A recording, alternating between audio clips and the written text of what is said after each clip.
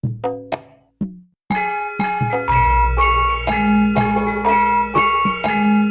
Demang Purbo mempersembahkan sebuah karya S.H. Mintarja, seri Api di Bukit Menoreh, jilid 9, bagian yang keempat. Pada akhir bagian ketiga yang lalu, rencana licik Ki Tambakwedi diketahui oleh Sumangkar. Tohpati dan Sidanti tidak bisa dipersatukan untuk mewujudkan keinginannya. Apakah kemudian yang akan mereka lakukan? Pertempuran? Mari kita ikuti pada bagian ini. Ini muridnya telah kehilangan kesabaran dan merasa tersinggung harga dirinya. Maka keadaan akan dapat berkembang ke arah yang tidak dikehendakinya. Namun ia tidak perlu mengkhawatirkan Sidanti. Selama ini anak muda itu telah ditempanya terus-menerus. Mudah-mudahan telah dicapainya suatu tingkatan yang dapat menyamai macan kepatihan itu. Bukankah pada saat mereka bertempur di Sangkal Putung, kekuatan mereka tidak terpaut terlalu banyak? Ki Tambakwedi itu pun bahkan dengan bernafsu mendorong muridnya untuk masuk ke dalam pertengkaran yang lebih dalam, sehingga ia akan mendapat kesempatan untuk membinasakan Sumangkar yang telah merusak segenap rencananya. Macan kepatihan itu pun menjadi marah bukan buatan. Tangannya pun kemudian menjadi gemetar dan dengan serta-merta ia berkata, "Siapkan senjatamu." Tohpati akan mengayunkan tongkatnya pada gerakan yang pertama. Sidanti tidak menjawab. Selangkah ia meloncat ke samping. Ditatapnya Tohpati dengan tajamnya, dan tiba-tiba kedua tangannya telah menggenggam dua belah pedang pendek. Dalam pada itu Ki Tambakwedi berkata, "Angger Tohpati, aku tidak mengharapkan perkelahian ini. Tetapi aku tidak dapat menyalahkan muridku. Sebagai murid lereng Merapi, ia tidak akan bersedia menelan hinaan." "Persetan," sahut Tohpati, "dengan membunuhmu maka aku akan mengurangi kekuatan Sangkal Putung." Sidanti sama sekali tidak berkata apapun. Kedua pedangnya bersilangan di muka dadanya. Namun Tohpati masih juga menggeram, "Manakah senjatamu yang mengerikan itu?" Sidanti masih tetap diam. Hanya di dalam hatinya ia berkata, "Peduli apa kau dengan senjata yang tertinggal di Sangkal Putung itu? Tetapi ternyata aku cukup kuat dengan senjata yang sepasang ini, sekuat senjata yang aneh itu." Kediaman Tohpati benar-benar telah membangkitkan luapan kemarahan Tohpati tiada taranya. Karena itu segera ia meloncat dan menyerang Sidanti dengan tongkat baja putihnya. Tohpati Sidanti telah benar-benar bersiap. Ketika tongkat baja Tohpati terayun ke kepalanya, Sidanti sama sekali tidak berkisar dari tempatnya. Sidanti itu telah pernah bertempur dengan Tohpati sehingga kekuatan Tohpati telah diketahuinya. Sidanti yakin bahwa selama ini Tohpati pasti tidak akan sempat memperdalam ilmunya selain yang telah dimilikinya.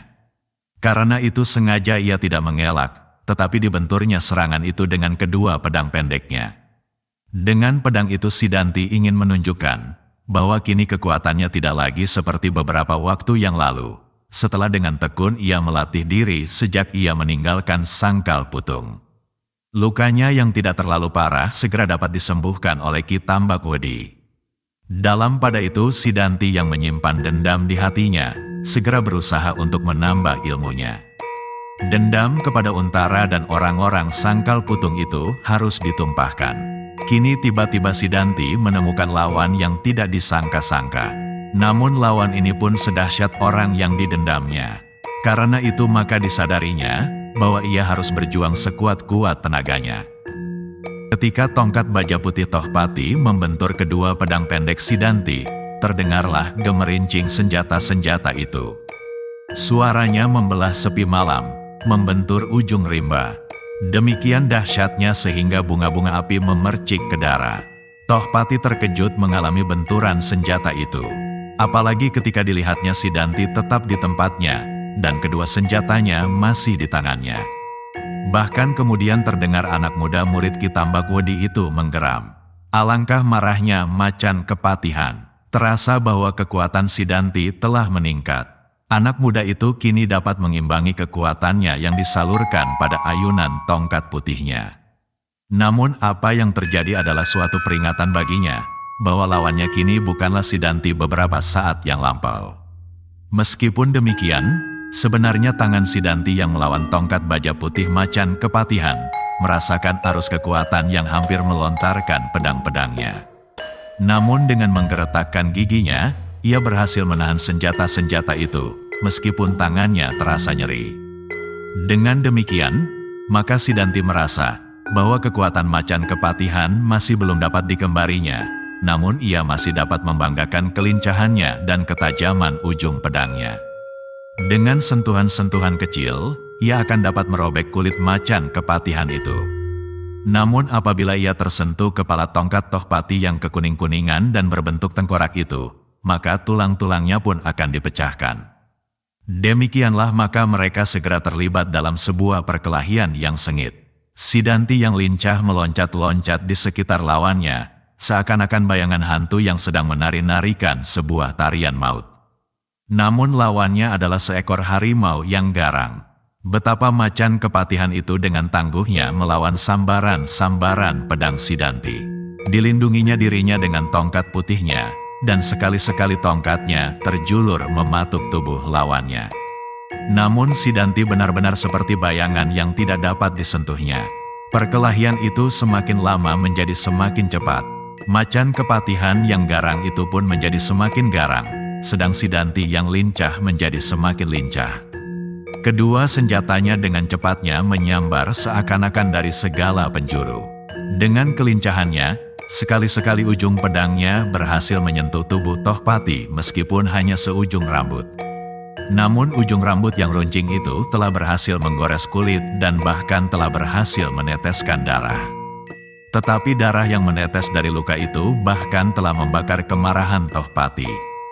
Wajahnya yang membara seakan-akan menyala dalam kegelapan, sehingga tandangnya pun menjadi semakin dahsyat. Ki Tambakwedi untuk sesaat berdiri mematung melihat muridnya bertempur.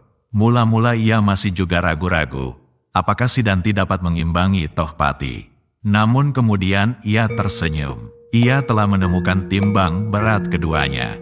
Meskipun Sidanti belum dapat menyamai Tohpati sepenuhnya, namun masih dapat diharapkan, Tohpati berbuat kesalahan-kesalahan kecil yang dapat membantu Sidanti seandainya tidak sekalipun. Maka ia tidak perlu terlalu cemas bahwa muridnya akan dikalahkan oleh lawannya. Ki Tambakwedi itu kemudian mengangguk-angguk sambil bergumam, "Itulah murid Ki Tambakwedi. He, Adi Sumangkar, apakah aku tidak berbangga karenanya?" Sumangkar yang memperhatikan perkelahian itu berpaling. Jawabnya, "Ya, Kakang dapat berbangga karenanya. Umurnya masih cukup muda, sehingga perkembangannya di hari depan akan menjadi semakin menggemparkan lereng Merapi." Ki Tambakwedi tertawa pendek. Sambil mengangguk-anggukkan kepalanya, terus ia berkata, "Siapakah yang akan menang di antara mereka?" "Aku tidak tahu," jawab Sumangkar pula. "Mereka memiliki kelebihan sendiri-sendiri. Meskipun demikian, muridmu masih harus belajar 1-2 bulan lagi dengan tekun, supaya ia dapat mensejajarkan diri dengan Angger Macan Kepatihan sepenuhnya. Tetapi meskipun demikian, bukan berarti muridmu kehilangan kesempatan untuk memenangkan perkelahian ini." Ki Tambakwedi mengerutkan keningnya. Perkelahian di antara keduanya masih berjalan dengan serunya. Bahkan semakin seru. Seperti angin pusaran mereka berputar-putar. Tetapi semakin seru perkelahian itu semakin nampak bahwa sebenarnya Tohpati adalah seorang yang pilih tanding. "Kau lihat perkembangan perkelahian itu?" bertanya Sumangkar. Ki Tambakwedi mengerutkan keningnya kembali sambil menjawab, "Apakah kau sedang bergembira karena kau melihat kelemahan muridku?" "Ya," sahut Sumangkar pendek. Tiba-tiba Ki Tambakwedi tertawa. Tertawa berkepanjangan dan sangat menyakitkan telinga. Di antara suara tertawanya terdengar ia berkata, "Meskipun tampak kekurangan pada muridku, namun ia akan mempunyai cukup waktu untuk menanti aku membunuhmu, Adi." Mendengar suara tertawa dan kata-kata Ki Tambakwedi, Sumangkar berpaling. Dilihatnya Ki Tambakwedi masih tertawa dan memandang muridnya yang sedang bertempur itu. Namun Sumangkar sama sekali tidak terkejut. "Kau mendengar kata-kataku, Adi?" Tiba-tiba Ki Tambakwedi berteriak bahwa aku akan membunuhmu. Sumangkar mengangguk perlahan. "Ya, Aku mendengar, sahutnya. Namun ancaman Ki Tambakwedi itu telah mempengaruhi macan kepatihan yang sedang bertempur dengan Sidanti, sehingga sambil mengayunkan tongkatnya dengan dahsyatnya ia menggeram, Ki Tambakwedi, biarlah aku menyelesaikan persoalan ini dengan Sidanti. Paman Sumangkar tidak akan ikut campur dalam hal ini. Benar, Ngger? Pamanmu Sumangkar tidak ikut campur dalam persoalan ini. Tetapi ia pasti menghalangi aku seandainya aku ingin membunuh Angger pula bersama-sama dengan muridku. Karena itu maafkan aku, Ngger. Aku terpaksa membunuhnya. Sesudah itu untuk membunuh Angger macan kepatihan yang perkasa akan menjadi semudah seperti membunuh seekor kelinci. Biarlah aku mendapat bintang jasa di dada, atau lebih baik Sidanti yang akan menyebut dirinya telah membunuh macan kepatihan. Kepala Angger akan kami bawa sebagai bukti pekerjaan yang telah dilakukan oleh Sidanti.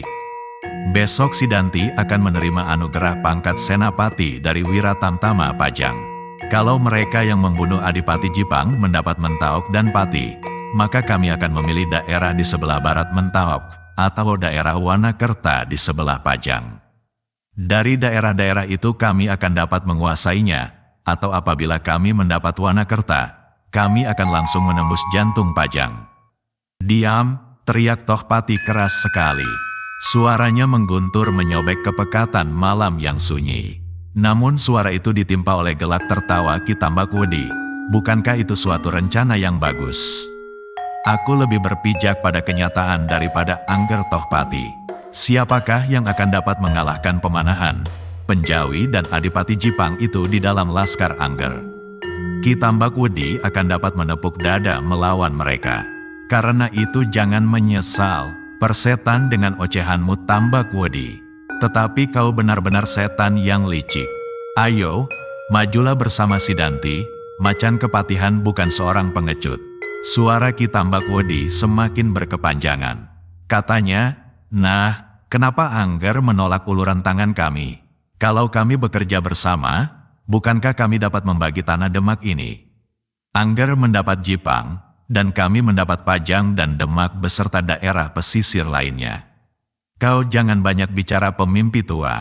Jipang bukanlah tempat orang-orang yang hanya dapat mengantuk dan mimpi seperti kau. Jipang mempunyai cukup kekuatan untuk melawanmu.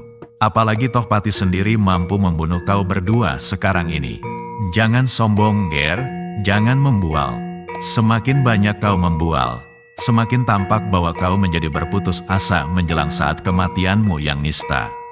Mendengar hinaan itu macan kepatihan menjadi marah bukan buatan. Namun karena itu, maka tandangnya menjadi terganggu. Dalam pada itu Sidanti mempergunakan saat itu sebaik-baiknya, menyerang dengan segenap kemampuan dan kelincahannya. Macan kepatihan menggeram keras sekali untuk melepaskan kemarahan yang seolah-olah akan meledakkan dadanya. Apalagi suara tertawa Ki Tambakwedi masih saja mengganggunya. Namun di sela suara tertawa Ki Tambakwedi itu kemudian terdengar Sumangkar berkata, Angger Tohpati, kenapa Angger menjadi gelisah sehingga murid Tambakwedi itu mendapat kesempatan untuk memperpanjang nafasnya? Dalam pengamatan kami, Raden, maka Sidanti benar-benar sudah hampir mati terjepit oleh kekuatan tongkat Angger. Namun karena Angger terganggu oleh suara Ki Tambakwedi, maka Sidanti itu mampu bernafas kembali. Sekali lagi Tohpati menggeram. Kata-kata Sumangkar telah memperingatkannya bahwa ia telah berbuat kesalahan. Namun dalam pada itu kembali suara Ki Tambakwedi, suatu peringatan yang baik. Peringatan yang terakhir dari Adi Sumangkar. Setelah ini maka Adi akan mati aku cekik, dan Angger Tohpati akan mati pula untuk kemudian aku penggal lehernya. Kembali kegelisahan merambat di hati Tohpati. Namun kemudian Sumangkar berkata lantang kepada Tohpati, jangan hiraukan aku, Ngger. Bukankah aku seorang juru masak yang baik? Karena itu aku selalu membawa golok pembelah kayu ini. Namun sebagai murid Kedung Jati, sebagai saudara seperguruan Patih Mantahun, maka golok ini akan dapat aku pergunakan untuk membelah dada Ki Tambakwedi yang sombong. Bukankah Sumangkar murid kedua dari perguruan Kedung Jati yang tidak kalah besarnya dari perguruan lereng Merapi? Setan, desis Ki Tambakwedi. Kini Ki Tambakwedi itu tidak tertawa lagi. Diamat-amatinya wajah Sumangkar di dalam keremangan cahaya bulan. Wajah itu masih tenang setenang awan yang berlayar lembut di kebiruan langit. Kau merasa dirimu setingkat dengan Ki Tambakwedi. Sumangkar tidak menghiraukan pertanyaan itu. Namun kepada Tohpati ia berkata, "Cekiklah Sidanti itu, Raden. Sementara itu biarlah aku akan menyumbat mulut pemimpi tua itu dengan golokku."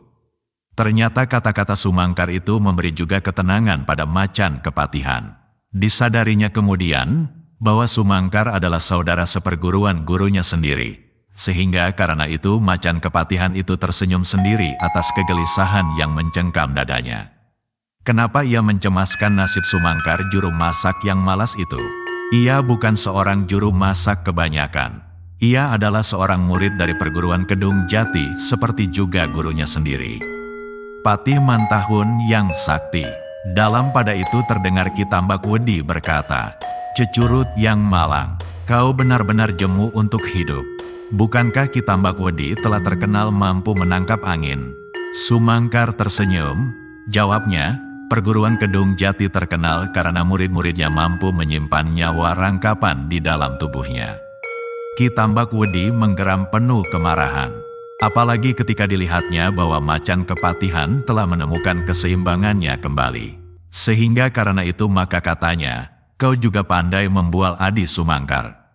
Kalau murid Kedung Jati dapat menyimpan nyawa rangkap di dalam tubuhnya, maka Patih Mantahun itu tidak akan mati terbunuh meskipun harus bertempur melawan Ki Gede Pemanahan dan Ki Penjawi atau Ki Juru Mertani ditambah Hadiwijaya dan Ngabehi Loring Pasar." Sumangkarlah yang kini tertawa menyakitkan hati. Dengan renyah ia menjawab, "Kau salah Kakang. Mantahun waktu itu hanya membawa nyawa rangkap 3. Tetapi ia benar-benar harus melawan 5 orang sekaligus. Ki Gede Pemanahan, Ki Penjawi, Karebet, Juru Mertani dan Sutawijaya dengan Kiai Peret di tangannya. Nah, karena itulah maka ketiga nyawanya terpaksa dilepaskan." "Setan belang," umpat Ki Tambakwedi. "Jangan banyak bicara, sekarang kau harus dienyahkan." Sumangkar memutar tubuhnya menghadap Ki Tambakwedi yang memandanginya seolah-olah biji matanya akan meloncat dari kepalanya. Namun Sumangkar masih tetap dalam ketenangan. Ia tahu bahwa Ki Tambakwedi adalah seorang yang sakti pilih tanding. Tetapi ia tidak bernafsu untuk mengalahkannya. Ia hanya harus bertahan sampai Macan Kepatihan menyelesaikan tugasnya. Setelah itu, maka ia akan dapat menghindar bersama-sama dengan Macan Kepatihan. Dan ia mengharap bahwa ia akan mampu melakukannya, bertahan melampaui ketahanan Sidanti melawan Macan Kepatihan. Karena itu ketika Ki Tambakwedi memakinya sekali lagi, berkatalah Sumangkar, "Kakang, aku sudah siap. Kali ini aku pun membawa nyawa 3 rangkap. Ayo mulailah. Kalau kau berhasil membunuh aku 1 kali, maka kedua nyawaku yang lain akan mampu mencekik lehermu itu." Ki Tambakwedi tidak menjawab. Sekali ia menggeram dan dengan dahsyatnya ia meloncat menerkam Sumangkar. Namun Sumangkar sudah siap, meskipun ia belum merasa perlu untuk mempergunakan senjata. Namun goloknya tidak dapat diletakkannya dan tidak dapat terus disangkutkannya pada ikat pinggangnya karena tidak berwerangka. Karena itu maka sambil menghindar ia berkata, "Kakang, sebenarnya aku sama sekali tidak menganggap perlu mempergunakan senjata ini. Namun terpaksa aku harus memeganginya terus supaya senjata ini tidak hilang apabila aku letakkan.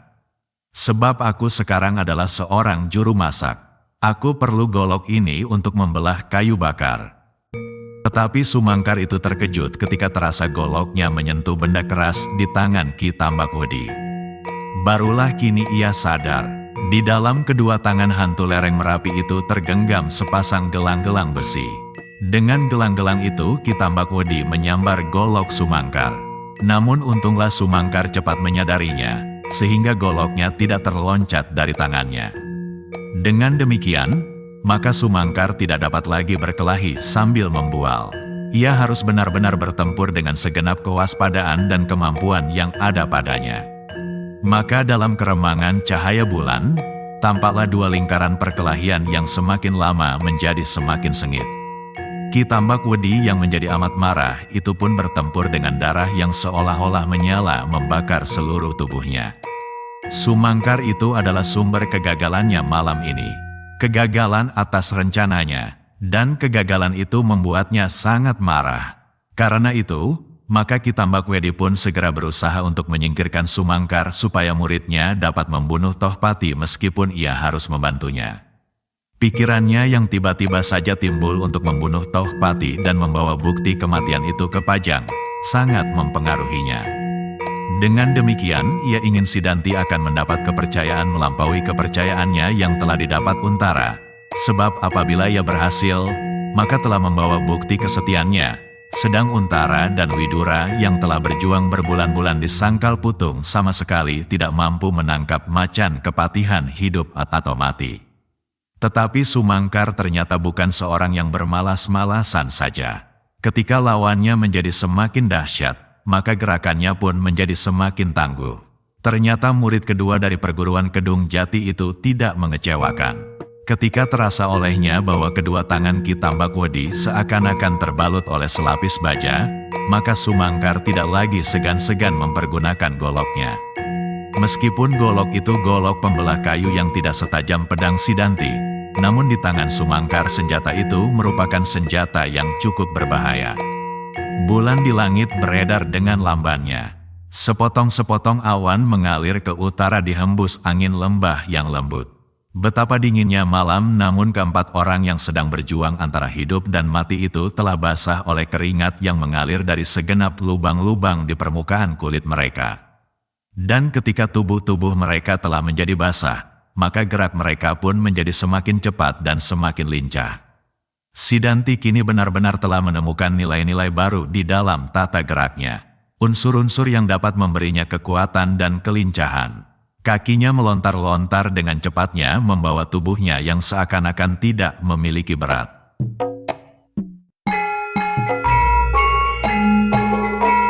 Demikianlah jilid ke-9 bagian ke-4 ini berakhir. Selanjutnya silahkan ikuti pada bagian kelima yang akan datang. Jika Anda berkenan, silahkan like, share, dan bagi yang belum, jangan lupa subscribe channel Ki Demang Purbo @Cerita Mataram. Nuwun.